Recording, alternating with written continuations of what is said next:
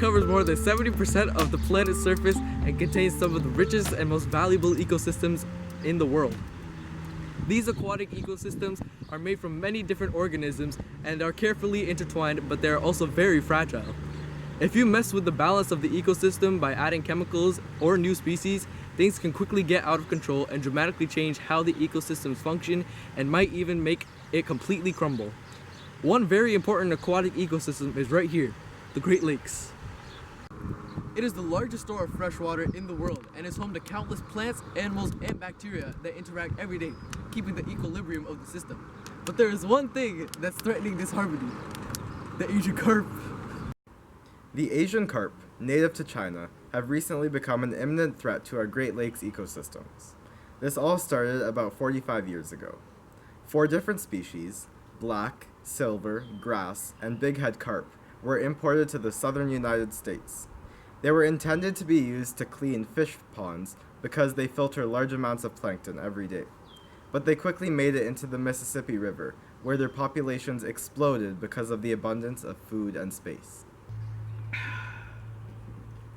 The Asian carp pose a physical threat to people enjoying the water and boaters. This is because when they hear loud noises, such as boat motors, they jump out of the water.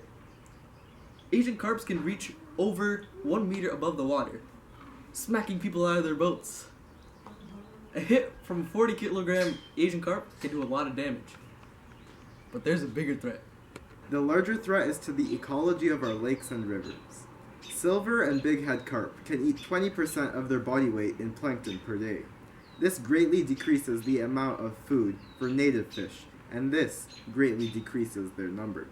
Grass carp, as you can tell by their name, eat many aquatic producers, like grass. Their eating disturbs lake bottoms and makes the water murky.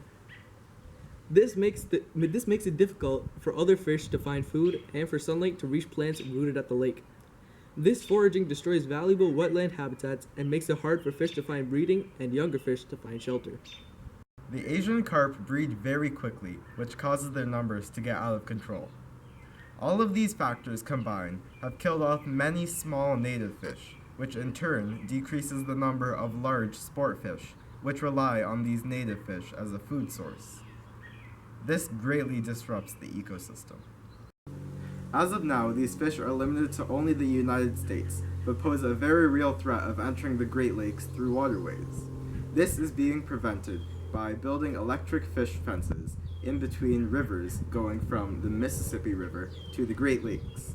The first of these electric fish walls was built by the U.S. Marine Army Corps of Engineers in 2002 in the Chicago Sanitary Ship Canal, and 15 other locations have been identified to build more walls to protect the Great Lakes. These things help contain the problem temporarily, but we must stop it at the root. People are being encouraged to make Asian carp a part of their diet and to shoot them out of the air when they are jumping. This creates a predator for the fish, which will limit its population growth. You can help by doing a few simple things. 1.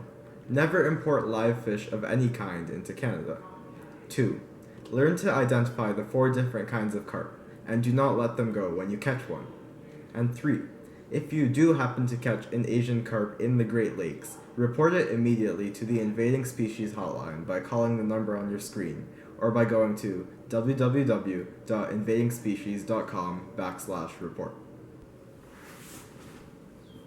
If we don't stop the Asian carp, they will greatly affect the fishing industries and damage the overall health of the Great Lakes ecosystem.